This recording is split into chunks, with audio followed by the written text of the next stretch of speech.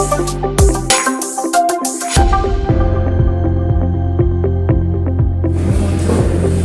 good evening. Myself Felix.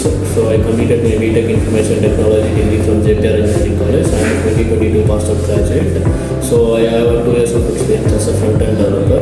So I did not get much exposure in front-end development. So I left my job. I joined QSpiders on February 5th, 2025. So I joined and taken a software testing course. Initially I started with SQL class.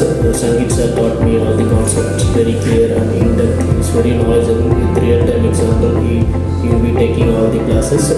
So that helped me a lot to upskill myself in SQL. So he used to conduct mocks. I used to give regular mocks and presentation. That helped me a lot to upskill my skills in SQL. Later I joined manual testing course, which was handled by Chandra sir. So he's a very good trainer. So he used to teach all the testing concepts very clearly and in-depth in understandable manner with the real-time example. That helped me a lot. Around 4 mock interviews I have given to him. So those are all the things which gives me a confidence to attend and crack the interviews.